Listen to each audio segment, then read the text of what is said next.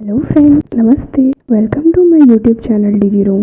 Hope कि आप सभी स्वस्थ होंगे और अपने अपने घरों में सेफ होंगे। फ्रेंड्स, हम पाइथन पढ़ रहे थे। कल के लेक्चर में मैंने आपको ग्लोबल वेरिएबल डेटा टाइप से रिलेटेड टॉपिक पढ़ाया था। तो फ्रेंड्स, चलिए आज का हैंडआउट देख लेते हैं।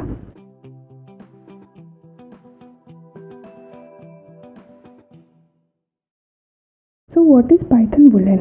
बुलियन मैंने कल ही बताया था, it is a data type. So it represent true और false value of any expression. जैसे आपको प्रिंट करना है 10 इज ग्रेटर देन 9, तो ये ट्रू वैल्यू रिटर्न कराएगा। 10 अगर इक्वल टू 9 है तो ये फॉल्स हो गया। इक्वल टू यहाँ पे जो साइन है वो एक ऑपरेटर है। अगर 10 इज लेस देन 9 है, ऑब्वियस सी बात है 10 9 से लेस होता है तो ये फॉल्स हुआ।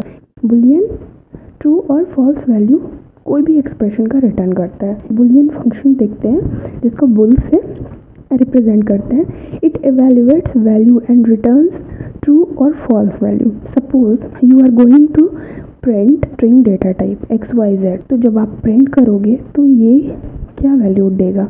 ट्रू वैल्यू देगा।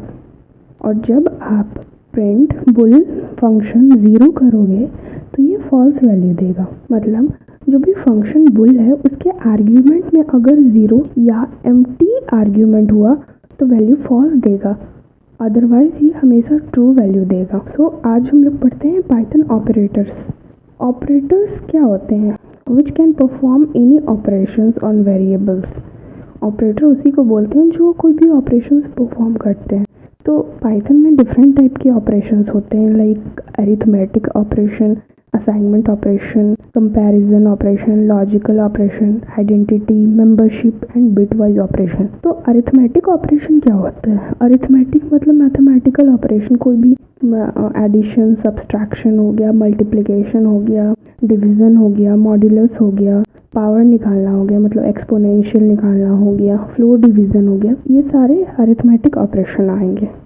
जो फ्लोर डिवीजन है वो डेसिमल के बाद का जो वैल्यू है उसको राउंड ऑफ करके रिटर्न करता है वैल्यू। मतलब ये होल नंबर में वैल्यू देता है, फ्रैक्शन पार्ट को रिटर्न नहीं करता है। Assignment operator which can assign value two variable.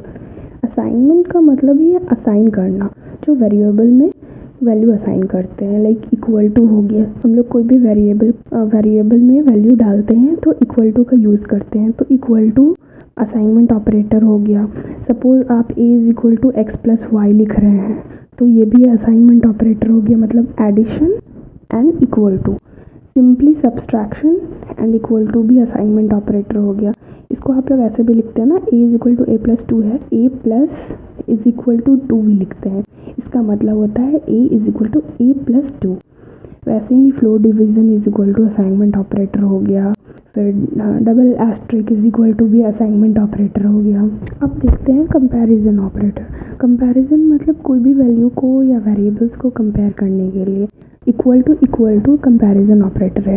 इसके पहले वाले ऑपरेशन में मैंने आपको बताया था equal to assignment operator. Equal to और डबल इक्वल टू में ये डिफरेंस है, डबल इक्वल टू कंपैरिजन के लिए होता है और इक्वल टू जो होता है वो असाइन करने के लिए होता है, वैल्यू असाइन करने के लिए। और एक और है नॉट इक्वल टू। फिर है लॉजिकल ऑपरेटर, एंड और नॉट। एंड क्या होता है? It returns true if both statement are true.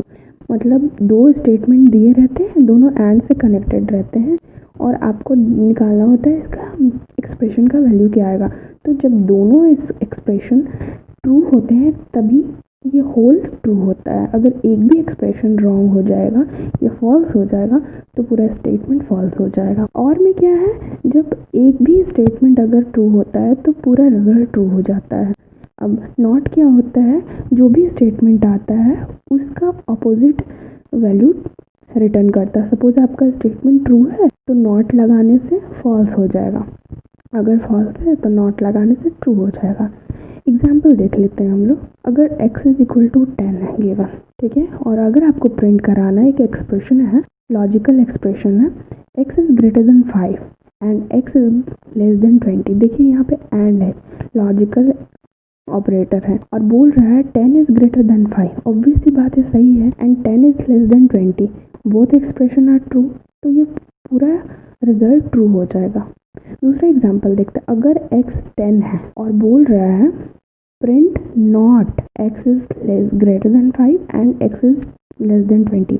हमने पहले ही देखा कि 10 is greater than 5 and 10 is less than 20, both expression are true, तो होल एक्सप्रेशन ट्रू है।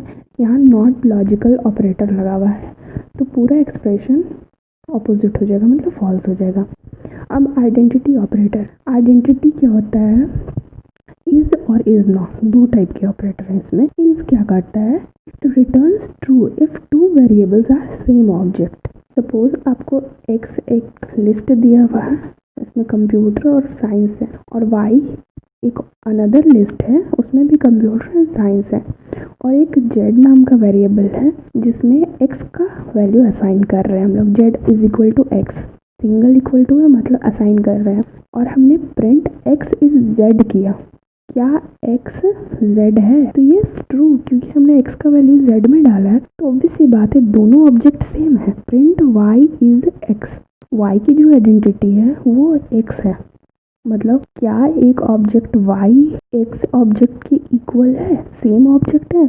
नहीं, दोनों सेम ऑब्जेक्ट नहीं है, दोनों के अंदर जो वैल्यू है वो सेम है, बट दोनों सेम ऑब्जेक्ट नहीं है, तो इसलिए इसका वैल्यू फॉल्स रिटर्न होगा, ट्रू रिटर्न नहीं होगा। थर्ड वाले में है x is equal to Y, equal to मतलब हम लोग कंपेयर कर रहे हैं, क्या x में जो वैल्यू है वो y की इक्वल है? जी हाँ, दोनों का वैल्यू सेम ही है, उसमें भी कंप्यूटर एंड साइंस है, इसमें भी कंप्यूटर एंड साइंस है, तो वैल्यू तो सेम ही है, लेकिन दोनों ऑब्जेक्ट सेम नहीं है। याद रखिएगा, वैल्यू सेम होना और ऑब्जेक्ट सेम होना दोनों में डिफरेंस है। हम देखते हैं membership operator. It taste if sequence is present in an object, कोई सीक्वेंस एक ऑब्जेक्ट में प्रेजेंट है कि नहीं, इसके लिए हमें इन और नॉट इन का यूज़ करना पड़ता है। एक वेरिएबल है जिसमें कंप्यूटर एंड साइंस है, और हम प्रिंट कराते हैं कंप्यूटर इन एक्स। कंप्यूटर जो एक सीक्वेंस है, क्या वो एक्स ऑब्जेक्ट में है?